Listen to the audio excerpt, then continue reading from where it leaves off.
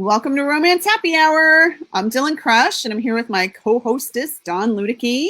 And we have guests tonight, romance authors Megan Ryder and Meka James. So we're so glad that you're here with us. Yes, I'm so excited. Happy to be here. So, Dawn, why don't you give us a quick update? We haven't heard from you since last week when we did Romance Happy Hour Book Club with Arrow Readers, which was a lot of fun. We got to talk about rock stars. Yes, yeah. So what's been happening with you? Not much in the writing world. I do have Lexa Jade has a release on April 30th. So it's my first paranormal under Lexa Jade with the MT Worlds, Millie Taden's World. So I'm pretty excited about that. And but other than that, I haven't got much work done. I'm just working on Cowboys and Christmas Trees and then the next Millie Taden book. But other than that, not much. Just, Not much, just working on 2 books at once. And kids. Kids. So not much. Not much. But my husband will be home soon, and I can't say when, but soon, and that's what I'm most excited about. Yay. And home for a while this time, right? Forever. He will never ever go out and say that, so I wasn't going to say that. But maybe not good. I know. You really like each other. Yeah, okay. We do. Well, that's good. Yeah, we're besties. In fact, he made me make us wine glasses that he saw online and he liked. Aww. And one says soul and the other one says mate, so that we can drink at the same time and we're soulmates. So that's it. We'll drink together. Get drunk together. Yeah, that's the best thing. Deep wisdom from Romance Happy Hour tonight. Cheers, Dawn. Thanks. What about you, Dylann? What are you working on? You're a busy bee. I am working on a short story that is due super soon, and I announced that I just signed 2 more cowboy books for Berkeley, a brand new series, Cowboys in Paradise. So they're going to be some cowboys at the beach. So I'm excited about that. And I don't know, it seems like my kids went to school. My son went to school for half a week, and then they had spring break, and then he went for a half a week, and now they have shut down again. So just trying to figure out, kind of balancing all that. So that kind of interferes a little bit with writing time and everything. But so just trying to hang in there and meet my deadlines, because I have quite a few coming up that I was worried about you the other day. I was. Well, and I have my next release isn't until May 25th. So, and that's crazy about a cowboy. So it'll be a little while before, May 25th. And then the short story, the anthology, the charity anthology, Megan is in that as well, called Summer Love. That comes out on June 1st. So. Okay. So always something going on. Yeah.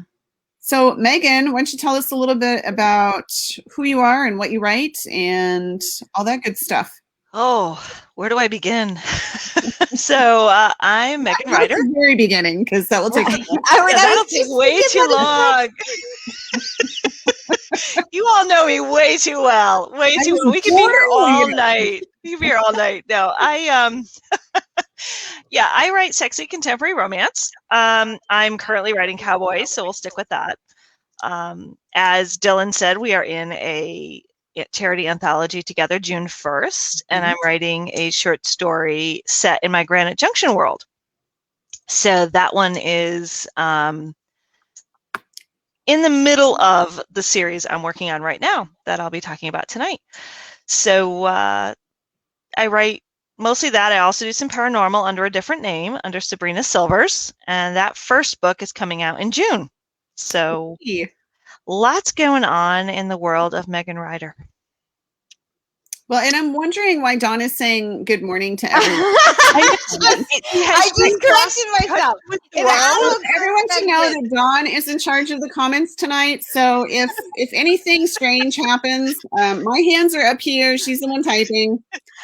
I was wondering, like, who's doing that? I know. I mean, I see Kate is watching, but she is in the U.S. right now. She's not in England because it would be in the middle of the late night, early morning over there now. It was one of those situations where I wrote it and then like I sent send as I realized that it had auto-corrected to morning for some reason. And I was like, crap. Sure. I think that's the goofy juice in the glass that I saw you drinking, Dawn. Yeah, Linda I've only had one goofy juice. Sure. Anyway. Done. Yeah, Linda's not. And thank you, Teresa. Thank you, Teresa, for your comment. I see that. Thank you. So, Meka, why don't you tell us a little bit about you and what you write and where you're coming to us from, if you want to share? Okay, I am in Georgia, so we don't have snow, so yay for that because we can't handle it. But I write contemporary and erotic romances. I usually, nothing special. I don't do like any set thing. So it's like, I don't focus on just like cowboys, or I don't think I've ever written cowboys. Okay. Sidebar. Sorry. So yeah, I do erotic and contemporary romances. So I always have like a higher heat level with my stories. They're usually pretty character driven. So it's like, there's not a lot of side plots or like deep twisty moments. It's pretty much straight through, but it's very character heavy. And I just had a release, what month am I in? April. Just had a release last month, my first small town romance. Oh, congratulations. Yay. Thank you. I've never done small town before, so I am doing a small town romance. So my first one released last month in March, and then book 2 releases in June of that same series. So that's what I'm currently working on, getting that prepared to be out, and then trying to write book 3 so I can stay on schedule. Never ends, does it? No, it never ends. So Yeah, I'm trying to have a schedule, but I self-publish, so I'm like, there's no one breathing down my neck besides myself. But that's what that's worse than a publisher, Meka, when you're breathing down your own neck saying, that's my date, I can't miss it. Yes. I feel you. I have 2 of them. I have 2 deadlines right now, and I'm like, I can't miss it. Yes. And that's where I'm at with the third book. So I'm just like, I can do this, but yeah, so that's where I'm at. And Megan, that is why you are drinking your own goofy juice. I'm drinking my own goofy juice. This is not milk. This is not milk. Everyone thinks I'm this sweet little innocent because I write small town Western. Yeah, I write sexy small town Western, and this is strawberries and cream Baileys. Forget the milk. Yes, I've already decided I need to go to the store tomorrow so I can try that. It is so good. So maybe vanilla and cinnamon is good too, but anyway. Dylan, if you grab it, maybe you should do the next drink with it. It is Mother's Day. Ooh, I could make a drink with strawberries and cream Baileys, but it would basically be like add ice and enjoy. Yeah. That's all you need to do. You can do a little something around the rim of the glass. Okay. Yeah. Put a strawberry in it. Okay, so you once got after me for putting soda and booze together with ice and you did what was it, like a Jack rum and Coke? No, you did rum and Coke, and it was basically, so for those of you who are maybe just joining us for the first time, we do have a drink for every episode, and so Dawn and I take turns making them up. And yes, I did give you a hard time because you made up a drink called rum and Coke. You gave it a different name, but it was literally rum and Coke. And I said that was not very creative, Dawn. It was the Captain's Iceberg, but to be fair, it was blended with ice and like in the blender, so you had to do stuff to it. I did it wrong. Okay. No. There was another one that was the like story behind that is I did it wrong and the iceberg just happened.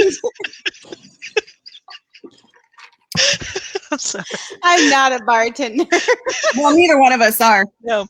Maybe I'll ask C.R. Grissom to come up with a drink for Mother's Day, because she is like I mean, she works a big corporate job during the day, but she's like a very talented side mixologist. So Jamie Schmidt is really good at that too.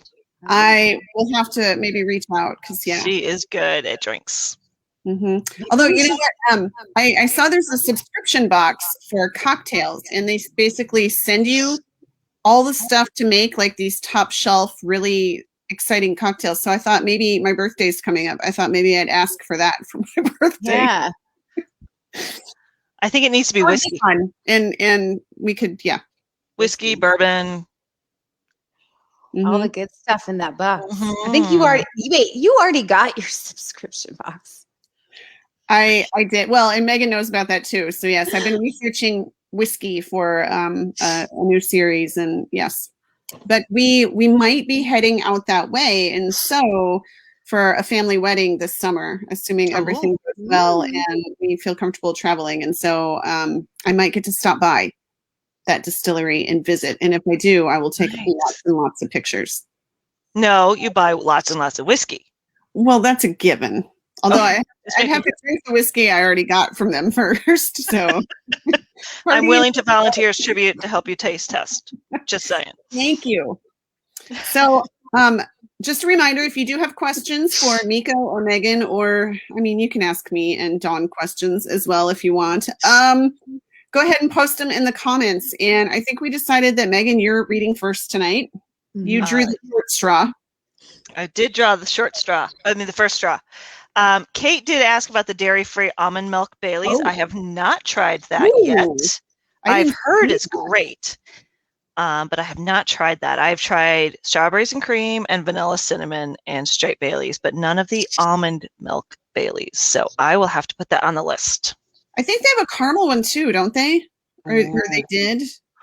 They might. They have pumpkin spice. They have all kinds of flavors now, and it's very dangerous to go into the store, the alcohol store, and see the wall of Baileys. So I just go buy the big bottle and. Yeah, I'm cheap, so I go to Costco and I buy the generic one because otherwise it goes too fast. Yep. Yeah, I don't have a Costco membership, but I need one. Everybody needs one. Yeah, I do. So Judith McNaught in my Amazon bio. What's my favorite book of hers? Wow. It's of her earlier stuff, her earlier historicals. I love. I want to say The Prize, I think, was one of them that I liked. I loved all her historicals. I love to read all of her historicals. And Whitney, My Love. I'm sorry. Has anyone read Whitney, My Love? Oh, I think a long time ago, I think. It was an early book of hers. And I loved that book. And I think she put out a new version of it like 20 years after that book came out. She put it like in hardcover and she expanded it. And I devoured it, of course, because Whitney, My Love. That was my favorite. That and Jude Devereaux's Velvet series. To this day, I still love those books. Still my favorite, hands down. Very first romances I've ever read. Snuck them in the library. And yeah, there's problems in all those old historicals, but don't care. Still read them. They're still my first gateways. But gateway romances, along with some of the medievals that she wrote. And I'm not a medieval romance person, but I loved them. So, but anyway, so I guess I should dive into my reading so we can kind of stay on. Yes. Do you? What book are you reading from? The Restless Cowboy. I do not have the physical book right now. I don't know if you guys can see. You know, I'm really not good at doing backwards stuff here. Right. Everything is opposite when you try to show it at the camera. I'm not the most coordinated person to begin with. But this is my second book in the Granite Junction series. It's a small town Western romance, contemporary. I don't write historicals because it's way more research than I can do in my real life. But it's a secret fling leads to a positive pregnancy test and an instant family for a stoic cowboy and a single mom. So if you like accidental pregnancies, you like secret flings, this is the book for you. Very emotional, because I do write very emotional books. So I'm going to read. Hopefully I don't get them censored. We had this debate, so let's see Facebook's boundaries. We'll see what happens. I don't think it's that bad, but you know, Facebook it's really weird. So basically what happens is Cam Miller is my hero, and he has been a rancher in this town for his whole life. His father has passed away many years ago. He raised his younger sister. He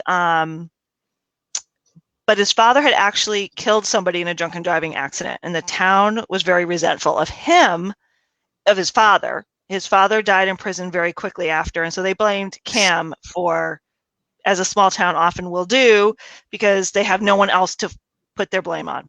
So Cam and his sister always felt like they were outsiders in the town. They were not embraced by the town. They were kind of pushed out. His sister has now left for college, culinary school, and he's like, I don't have a need to be here anymore. I'm blowing this joint. On his way out, he's selling his ranch. He has a secret fling with a single mom in town while her daughter is with her father. And whoops, the pregnancy test comes back positive. So that's kind of a problem because he's moving 8 hours away, and he is not going to want to do that when his secret fling is pregnant. He is not the kind of guy who's going to walk away because he is a very honorable man. So this particular scene is, she is absolutely convinced, Molly Brennan is my heroine, and she's a single mom. She had married a rodeo guy who walked away when she got pregnant. He's like, I am not ready for this. I'm out of here. This is just not my thing. And he is, to this day, 8 years later, just not the most stand-up guy. He has not grown up. He has Peter Pan syndrome. He's looking for everybody to take care of him. So she is completely on her own. She's handled everything just fine. And she has said to Cam, I don't want to be a tie. I don't want to tie you down. You go do your thing. I've got this. You know, I'm fine. So she doesn't expect him to show up for anything. And she's having her very first doctor's appointment. And he has shown up from 8 hours away on her doorstep to go to the doctor's appointment. I like him already. Oh, yeah. Yep. First thing in the morning, he's like, knock, knock, knock. How are you? I'm here. And she's like, what are you doing here? As she has just come out of the bathroom throwing up because she has morning sickness and she is not feeling like seeing her fling. So this is the scene. That's kind of all the lead into the scene. I know I talked a little much. No, that's all right. We are going to leave you to it, and we'll be back when you're done reading. Okay. They drove to the doctor's office quietly and checked in, the receptionist's eyes widening at the sight of Cam with Molly, but saying nothing. He wasn't fooled. The rumors would be flying around town in short order, privacy laws or not. In a small town, privacy laws were a suggestion, not the standard. He glanced at the magazines and noticed they were all pregnancy-related or child-rearing. Nothing a guy would be interested in. Molly picked up one of the magazines and started flipping through it idly, not really reading it. He opened one at random and immediately wished he could scrub his eyes clean. He slammed the pages shut and put it back on the table. Molly and the receptionist smirked at his reaction. A little too real for you, Cam? Molly murmured, not even trying to hide her smile. That was some advanced level stuff. Still in the early chapters, so not ready for this. He was going to have nightmares for a long time after some of those images. He didn't even know vaginas could look like that. Fortunately, the nurse called them and he stood. Molly started to speak, then sighed and just headed back. The preliminary questions and basic tests were handled, including the grand prize question. Why are you here today, Molly? That was when the nurse's eyes widened too. Yep, privacy was going to take a major hit. He and Molly were going to be the talk of Granite Junction, and it killed him to have to leave her here to weather the storm of gossip while he was in Casper. He stepped outside so Molly could change, and finally the doctor came in. Cam sat in the guest chair up by Molly's head and tried to remain an onlooker while he absorbed all the information the doctor was asking. When was your last period? When did you have sex last? His head was spinning, and he understood now why Molly wanted him to stay away. This was really personal, and they weren't there yet in their relationship. He gazed at the door longingly. But then the doctor asked the last question. How are you feeling? That was when Cam jumped in, because of course, Molly understated her symptoms. She's been tired and nauseous. She barely ate her breakfast, which was just a little bit of tea and toast. Doc Brandt, a nice woman in her mid-40s, stared at him, her eyebrows arching, and Molly blushed. I tried to tell him it's normal. It's no big deal. Dr. Brandt eyed him speculatively, but nodded. It is, but not excessively. If you throw up often or too much, you could get dehydrated, and that could become a problem for the baby and yourself. Let's keep an eye on it, shall we? Okay, let's do an ultrasound and see how far we really are and maybe hear the heartbeat.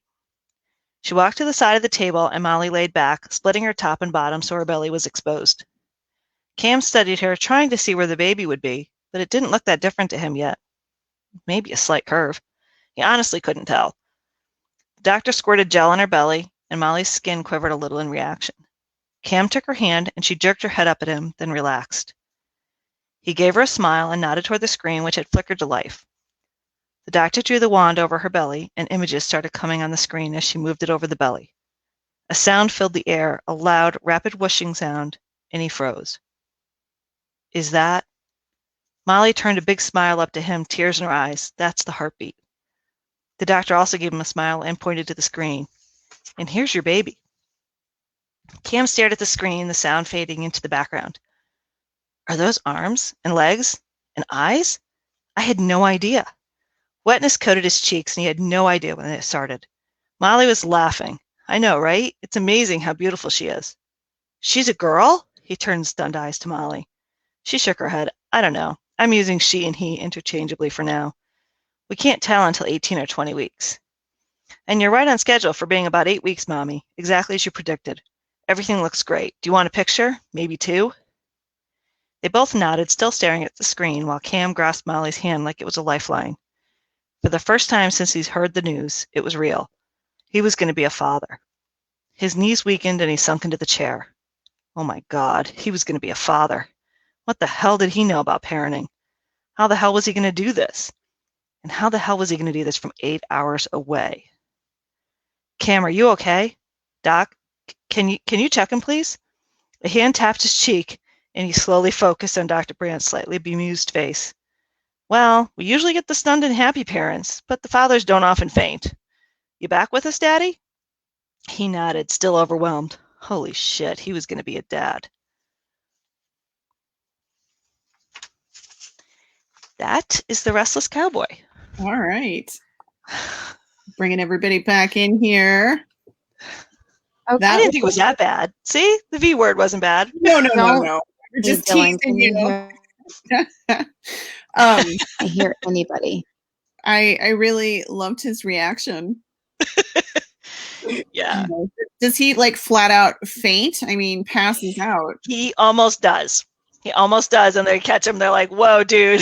His dad was not a good father. From the time he was 12, his mother died when he was 12, and his father called into a bottle and never came out. So, but he raised his younger sister, who was 9 years younger than him. Oh. We lost Don, I think.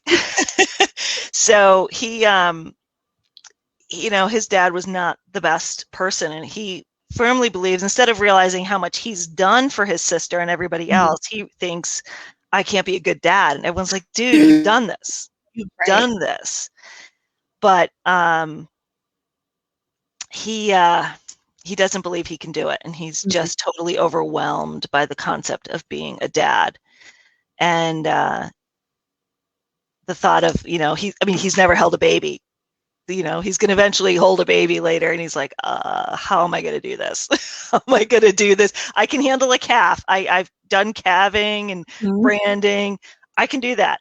I'm not sure about women and how this works. Right. So he's a little overwhelmed, but yeah. I see a couple questions about writing challenges. Yes. Let me pull those up. And yeah, this is where Dawn would typically step in. But she's bailed on us. Well, audio challenges. I said before we went live, I said things happen, and it never fails that technology screws us up. So yeah, Linda asked the question. Linda wants to know, do you participate in writing challenges on social media, and do you recommend any? So I do NaNoWriMo every November. I love NaNoWriMo because that's writing 50,000 words in a month. So I love that. I think that's great. I tend to do it almost every month, it seems. They do a Camp NaNoWriMo in the summer, and they also do one in April, I think. So that's been a lot of fun. I've done that. I have done some sprinting with some groups, and I've also done, Luedecke Adams has also done some groups too with some writing challenges in a month. But other than that, I don't do too many other than like maybe with small groups. That's about it. I don't know about Meka. Have you done any, or Dylan?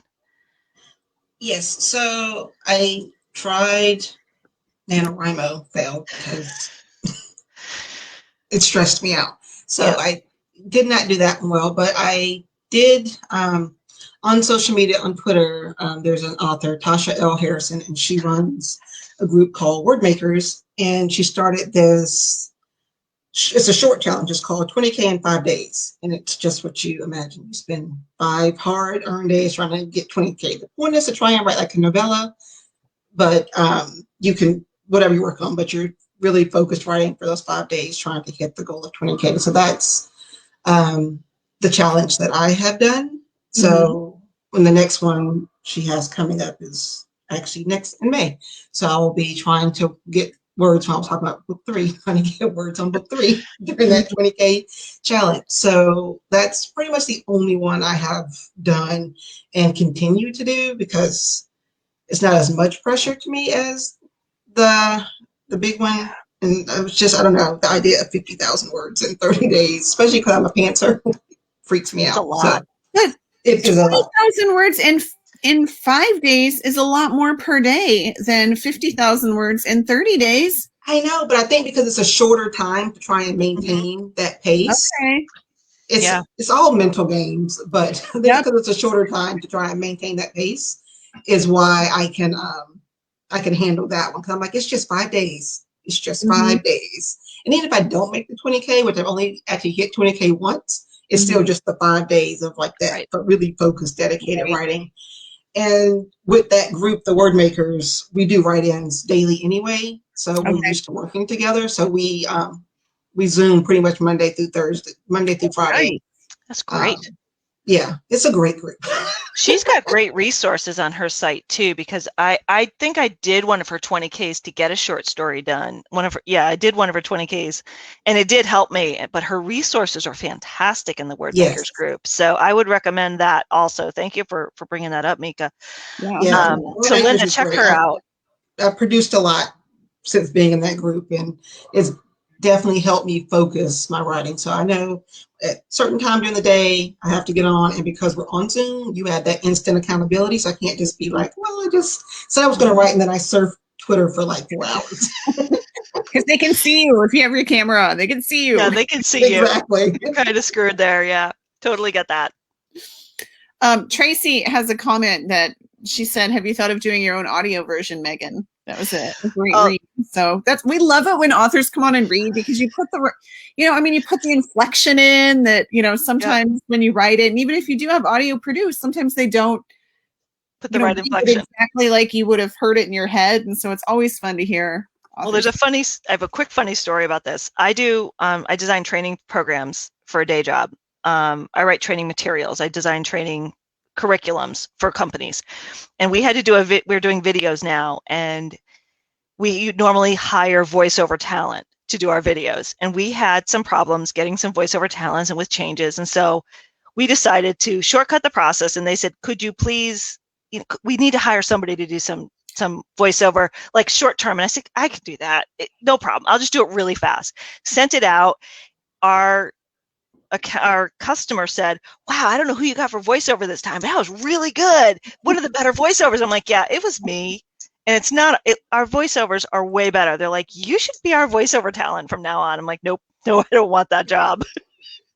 But yeah, I do it now for work. A side gig, on top of writing and working full time, you could have a side gig.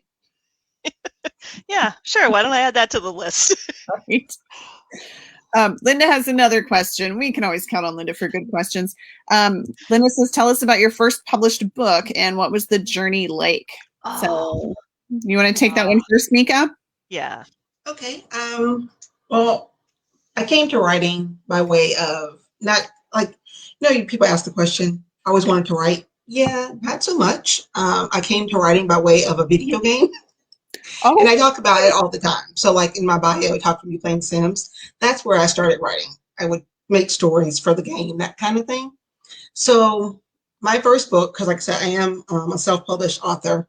My first book is, I can't even call it a dark romance because that happily for now, or it's a little fuzzy on the ending on that book. So it's a dark love story. that works. So that was my first book, but I didn't really have a group of people to like lean on, and you know, it was sort of a lot of Googling and trying to figure it out and researching different places, trying to be like, okay, well, how do you do this? And how do you, so it was a lonely first journey to get the first book done, but I got it out there, and then I promptly didn't write anything else for about 3 years because it was a struggle. And then I think it was Kate who said she liked the cover of Not Broken. Thank you, appreciate it. That was the book 2, so it was the follow-up to my first book, and it came out 3 years after the fact when I finally like got back into it. And then I found sort of my squad of people to be there to cheer me on, and I've been sort of going ever since. But yeah, my first book was published because one of the ladies that I played the game with, she was like, you should take this story and make it a book, because she was really into it, and she was my best cheerleader at the time. But then she had a heart attack, so that was, so I finished it more so for her because I was like, oh, I'm not going to really do this. But then because she believed in it so much, I did finish it. So the book is dedicated in memory of her. But that's how I came to publishing. So it was a very roundabout, not direct route, and it was like never on my radar. But I got it through that first book, and it's, you know, full of new mistakes, especially because, like I said, I was on my own. And it probably could use a really good re-editing now that I know so much years later. But, yeah, I don't know if I'll undertake that, but that's how I came to it. And then I've done the second book and just sort of kept going slowly but surely from there. Well, I think it makes all the difference in the world when you have somebody that believes in you. Yes. And I know there are, I mean, I feel very lucky. My husband has been super supportive all along, but I know there are a lot of people who don't have somebody that believes in them. And I think, you know, like that's got to be really, really tough. But yeah, to have somebody that believed in you, that encouraged you. And I'm sorry that you lost her. But yeah, but I got it done for her. Yep. So. And then it's sort of like, that was sort of the beginning. Yeah. No, that's a little while. How about you, Megan? And welcome back, Dawn. We're glad. Hey, Dawn, you there? We can hear you. Thank you. Glad you found your way back to us. We're answering Linda's question. Tell us about your first published book and what was the journey like? My journey was long because I always wanted to write. Ever since I opened my first book and started to read and was read to, I always wanted to write stories. So I actually joined RWA, Romance Writers of America, in 1998. And I had already been writing. I had already written a couple books before that. So I was writing a long time before I actually got published. I had a book that I had always wanted to get published and just could not find a home for. And Thule Publishing called me. And Jane Porter owns Thule, and she called and she said, I love this book. I love the baseball hero, because it was a baseball book. And she said, I adore this book and I want to buy it. And I'm like, I can't believe someone's going to finally buy the book of my heart. It truly was that book that I'd always wanted. And it was about 3 weeks before the national conference. And I was like, oh my God, I'm going to go to New York City with a contract. I'm like, this is so exciting. I was just so excited that somebody else believed in my book, because I was getting to the point where I didn't believe in it anymore, because I had been writing for so long. This was in 2015. And I was really getting to that point where I didn't think anybody would believe in it anymore. And I wasn't sure. I could have self-published, and I was going to, but I was feeling so knocked down at that point. And I love that book to this day. I love that whole series. I'm actually revisiting it in the fall for an anthology because I love it so much. But yeah, it was a long journey. But what I tell Meka, you're absolutely right. You know, you need to find people who believe in you, and you need to find your tribe, because they're going to get you through it every minute of every day. When you feel kind of sad. But I'm indie now. I'm indie pubbing now. That's where all my Granite Junction books are from. But I have my tribe, and I'm happy with that. it makes a huge difference because I don't know if I would have kept going if I hadn't have found my little group of cheerleaders, and we through the ups and downs we keep it going. So. Well, And even the readers too. I mean, the readers have been great too, who contact you and tell you. Linda, I know you've reached out a few times. There's been other readers who have also reached out on books and the reviews and just the the social media contacts. I mean, it means a lot to authors when they have the readers, they have the fellow authors and people who just let us know how much you enjoy our books. It means the world to us. It does. I remember my first sort of like fan email, and I was just like, someone emailed me to tell me they liked my stuff. I know. I still have the email. That Even like years later, I kept the email. I still have it. Someone I didn't know liked my book. Yes, Exactly. yes. Or that you're not related to. And didn't know my mom. Right. Didn't know my mom. Yep. Oh, that's so funny. Yeah, I think both of you, I mean, you're right. It makes a huge difference having people kind of in your corner. And I kind of wonder though, because with technology now, and especially with COVID and everybody being so isolated, I mean, it's still, we were able to connect via Zooms and sprint rooms and things like that. I mean, I kind of wonder all the authors that were writing, in like the 80s. And I mean, that must have been very isolating because you literally are just, when you have to do research, you had to go to the library and look stuff up on microfiche. And I don't know, like some people watching probably don't even know what microfiche is. I just feel super, super lucky to be, doing this in such a time where, you can connect with your readers so easily and connect with other authors you admire. And I just feel like it's a great time to be an author because, everything is so right at your fingertips, and especially research.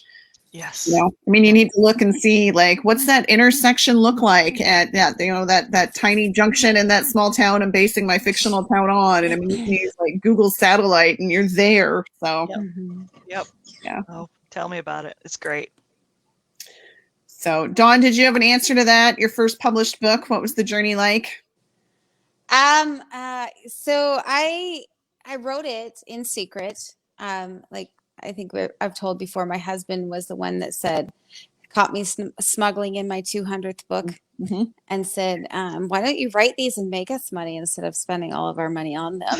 And I thought, maybe I can. So I wrote it in secret while he was deployed. And then I finished it and I thought, well, what do I do now? I didn't know. So Linda Lale Miller was doing a Facebook chat and I jumped on, and I mean, a huge fan of Linda. Like, I mean, based off this thing, she has I actually have a mug that I won during this time, this Facebook thing.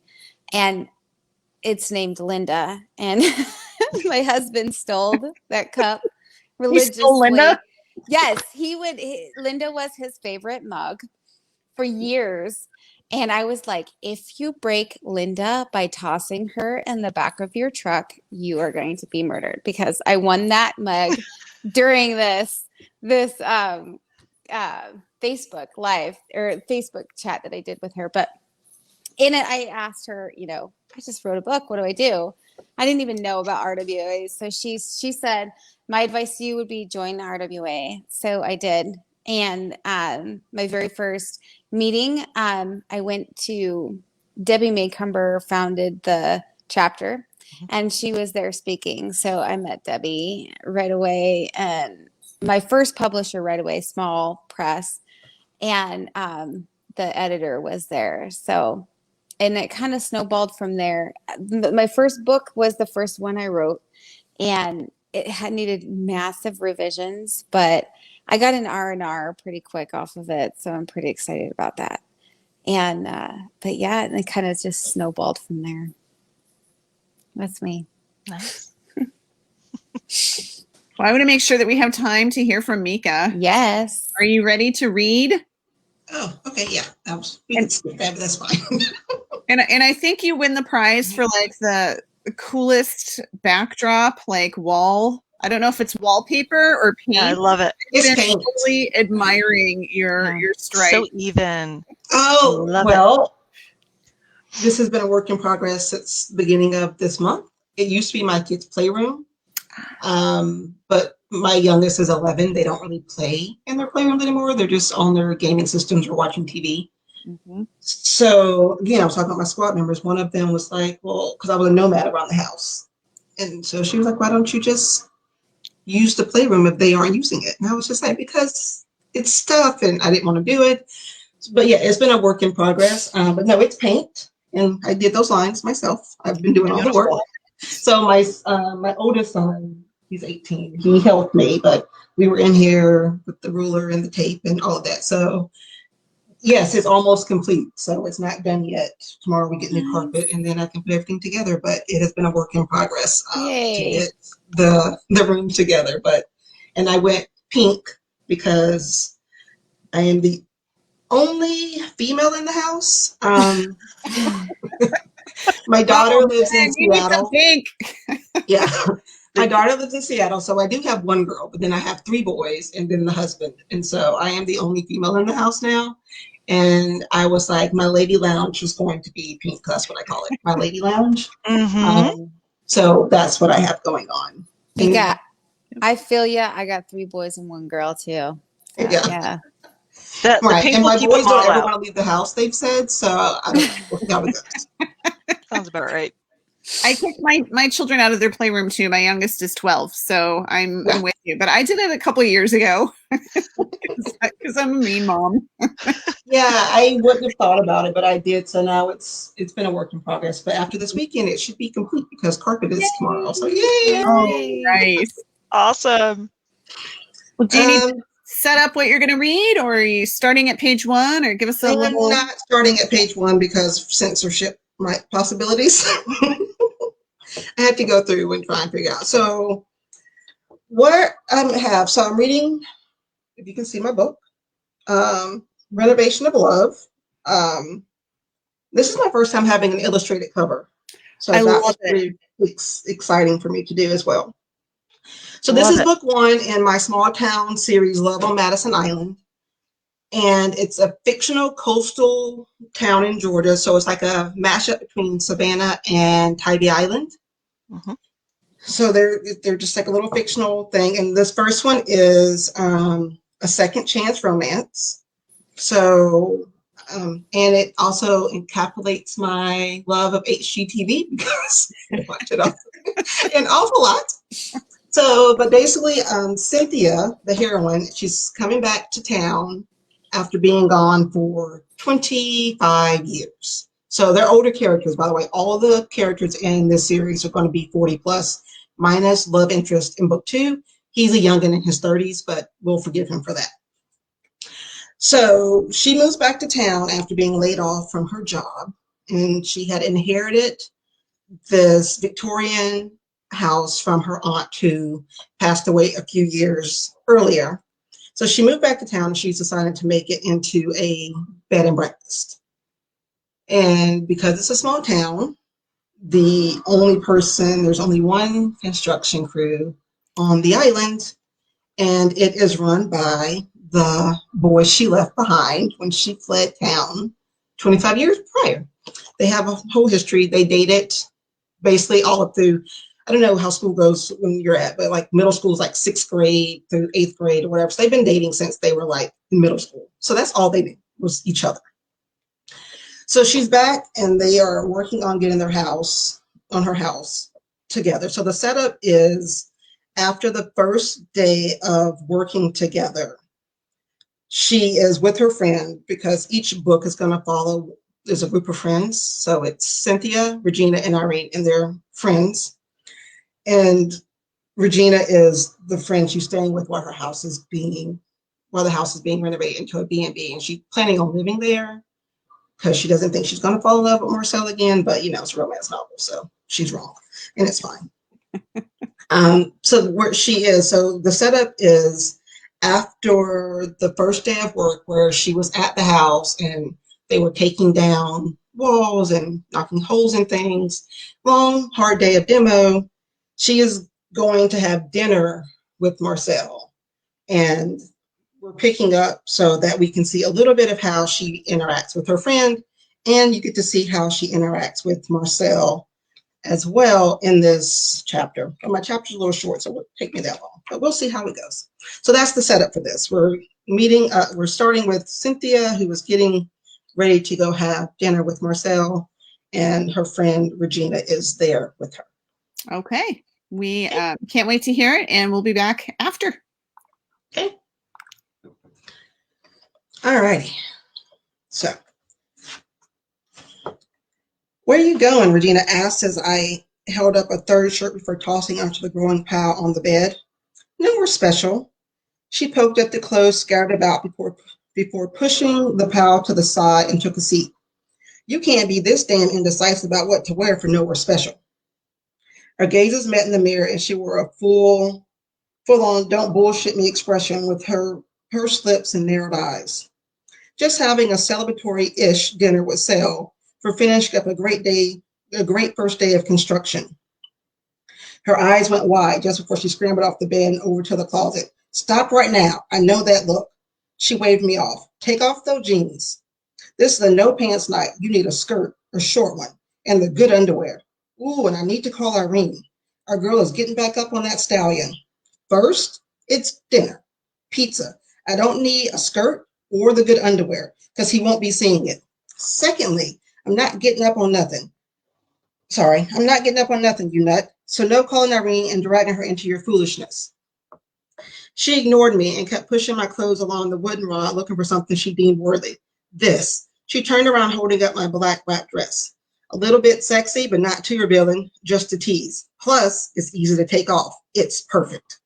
No, ma'am, I replied, shoving my arms through the sleeves of a simple purple button down. I'm not entertaining you. Fine. Maybe playing hard to get will work. She spun me around to face her and quickly undid a button, but not too hard. I didn't even bother fighting with her. Oh, one more thing. She ran from the room and I rehung the discarded shirts. Here, she shoved a row of shiny foil packets at me. You might have his own, but you should always go packing just in case. I looked at the row of condoms. A row. Not one, the whole row of 4. What the hell does she think I'd be doing that I need that many, or any? I pushed her hand away. Woman, please. I'm having pizza without a side of Marcel. Please. You know damn well that man has a whole meal with seconds and dessert. I remember how you talked. She tilted her head and arched a brow and twisted her lips to the side. Then she walked over to the nightstand where my purse was and dropped them in. Regina's overly enthusiastic and way off base impression of the night still managed to fill my stomach with jitters. Sure, we joked around some, and I didn't know how I even concentrated on removing the frame when he showed me how. His hands-on instruction was a distraction at best, a direct bolt of lightning to my long-neglected libido at worst. Much more of it, and I would have so much more of it, and I would have been begging for him to toss me up on the counter and make me remember the old times. Would he be expecting what she'd implied? I pushed the idea away as I pulled into his driveway. This was a simple meal shared between friends, nothing more. However, something stopped me when I started to close up the button Regina had undone. Okay, so maybe I wouldn't be too mad about something more happening. The door swung open no sooner than I rang the bell. I thought you stood me up. No hint of humor showed on his face. The gruff, flat statement told me my tardiness had hit a nerve, the same nerve that had brought out other hints of hostility. The niggling little bit of guilt pricked in the back of my head. No, sorry. Got caught up talking with Regina. I stepped in and was hit with a fresh, clean scent coming off of him, soft and subtle, like a hot summer day after a rain shower. He was dressed for complete comfort in another one of those impossibly white t-shirts and shorts, cotton shorts that, nope, eyes up, because if I wasn't mistaken, there was a distinct imprint. She can be a talker. Pizza's already here. He extended his arm towards the kitchen. On the way, I noticed a fish tank I'd somehow missed on my last visit. That's Clyde. The kids gave him to me a year ago, maybe 2. A prank for Father's Day. They have jokes about my bachelor lifestyle, so they got me something to keep dear old dad company. A curiosity that served no purpose returned. Who was the ex-Mrs. Lewis? And why were they no longer together? Was it something he did or her? The question swirled and I couldn't stop them from tupping out of my mouth. How long were you married?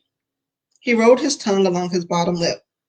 11 years. We got married not long after I finished boot camp and divorced shortly after I got out of the Army. I seem to have a knack for picking up women who don't like small town life. I pressed my lips together and released a low sigh as the implication hung between us. And you? I know you said there isn't a current one, but is there an ex-husband you left behind? Another little dig. I swallowed down the instant retort and shook my head. Just an ex-fiance. I seem to have a knack for picking up men who think I should pop out babies and be a homemaker. His nostril flared before he closed his eyes briefly, and a fleeting, sad grin spread across his lips. Actually, you don't. 3 simple words were spoken so matter-of-factly because he was right. We both knew he was right, to a degree. But the degree to which he was wrong was too big for either of us to overcome. I tried to ignore the skip in my heart and the drop of my stomach. I turned from his deep brown eyes and noticed 2 plates on the counter next to a large box. Vito's? Yep. He strode over to the fridge and retrieved 2 bottles and popped the tops off. Still the best pizza in town. Man, I missed that place. Not only was it the most authentic pizza I'd ever eaten, but the stories Fidel Vito would regale us with from the old country is how we spent many a Friday night after football games. Memories of sitting squished in a booth next to Marcel with Regina and Irene and others came flooding back, especially the way he let his thumb stroke at the base of my neck, or how I'd need to hold his hand. We'd always had to touch in some way or another. I let my fingers brush against his when I took the offered beverage. I craved the constant physical connection we'd once had. It made 0 sense that being around him again created so many emotions. But if I were being honest, the possibility had played into my avoidance of him. There were times I thought about what I'd say or do if we were ever to come face to face with Marcel again. I'd worried how he'd react to seeing me. I didn't regret much in my life, but the way I left things with Marcel was probably the biggest one. Being back, I had my answer. There was tension between us, hurt. But we also still had our connection, the one that had made anything seem possible. He stepped closer and kept his gaze locked on mine as he took a drink. I could only watch and wish the lips wrapped around the bottle, were on me instead. I put a hand on his chest, torn between pushing him away or crumpling up his pristine shirt by yanking him down. What else have you missed, Sin? His voice dropped and took on an extra huskiness that always caused my heart rate to spike, all moisture to leave my mouth, and a familiar tingling to pulse between my legs. Nothing had changed as I shifted my weight from side to side, trying to work it out. I'd missed so much, especially in the beginning. Him, us, how good we were before. But I couldn't say any of those things. To do so would be admitting that I was not wrong, hasty maybe, but not wrong in my choice. That I stood by. But how I'd handled it and that I'd hurt him more than I let myself believe I could. Instead of speaking, I set the bottle down as he took another drink from his.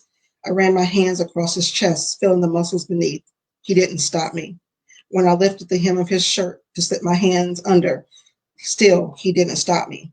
Memories danced on my fingertips. So many years had passed. At the same time, touching him at this was as natural as ever.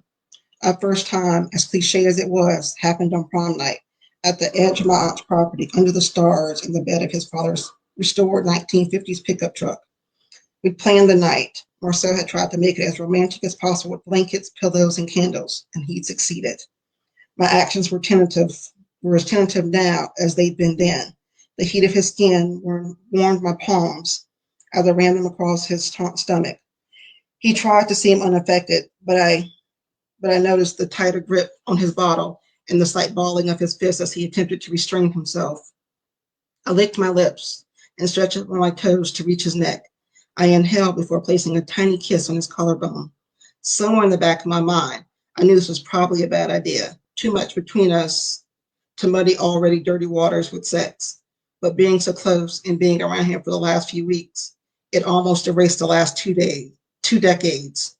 It was like we were picking up where we'd left off. Almost. Aren't you hungry? I looked at him and smiled. Very. That's it. Ooh. Sorry, I've got you guys muted. Sorry, Dawn. There we go. Oh my gosh.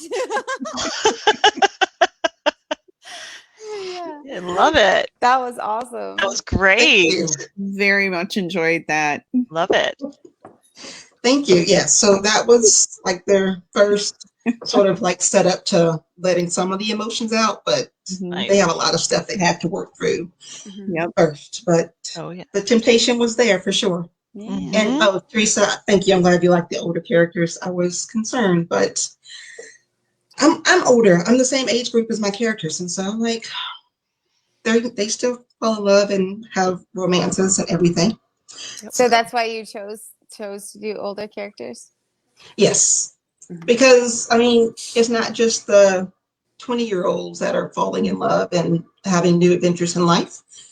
Doesn't matter the age that you are. So I was like, I wanted to do older characters, and sometimes even if you're 40 plus, doesn't necessarily mean your life is always together, or you could have something that upheaves it, like she lost her job and she sort of had to start over after being with the company for 15 years, and she was downsized out of her position.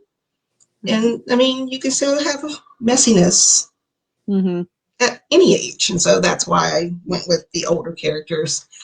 Plus, like I said, I'm in that age group. I relate to them a little bit more than I relate to a 20-year-old right now. Yeah. Well, and sometimes when you're writing older characters, I mean, they have, I mean, it's even more messy just because they do have, you know, all the past relationships and potentially kids and things like that. So it definitely, yes, I think Marcel does have an ex-wife and 2 kids. Yep. So it can add that extra layers of messiness to. Yes, layers of messiness.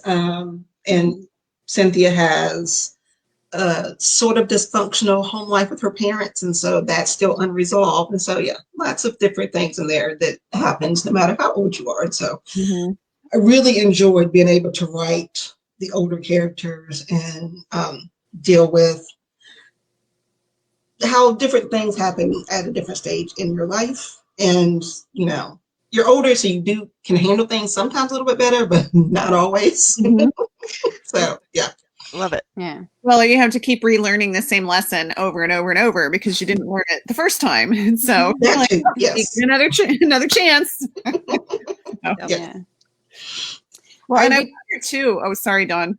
No, you go ahead. Go ahead. I was just going to say, I wonder too, because you said that you have, is your daughter your oldest? She is. She's 24.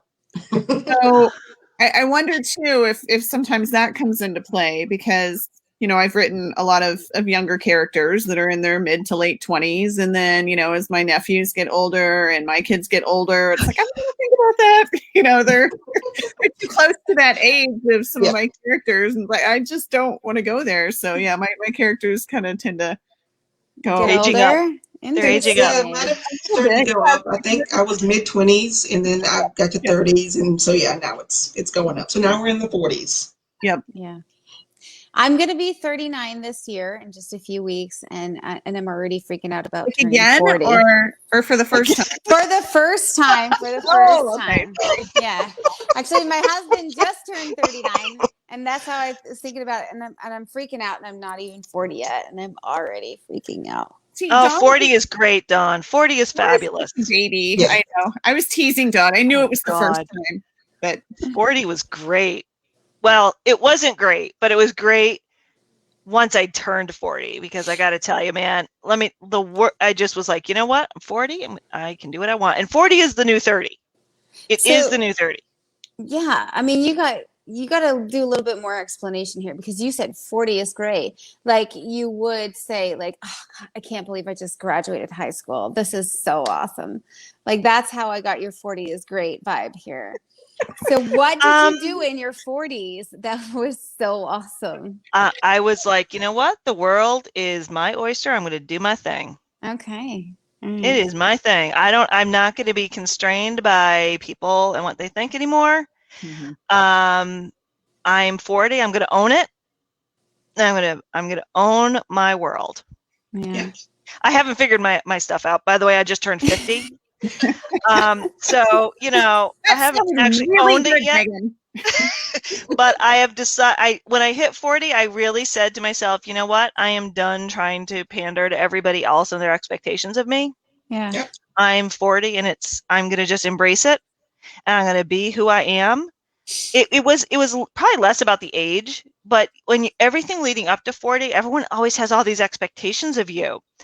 And I think I see that in a lot of books with our older characters too, is they seem to struggle with the same thing. And Meka, I'm not sure, you know, if you've seen that in some of the books with older characters, but those characters kind of get to that point where they're like, you know what, I'm going to own this. I'm going to own who I am.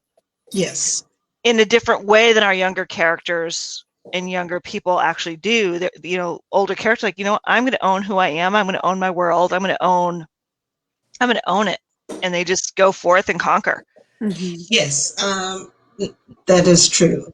Because, like I said, I always forget. I'm 43. I have to think about it.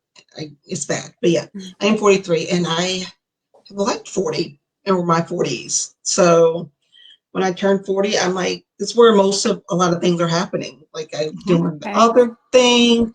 I still have the kids and we're raising them and all of that, but it's just different because even with them, I'm just like, look, yes, I'm mom, but I get to have my own time too. You're not. So I have embraced 40.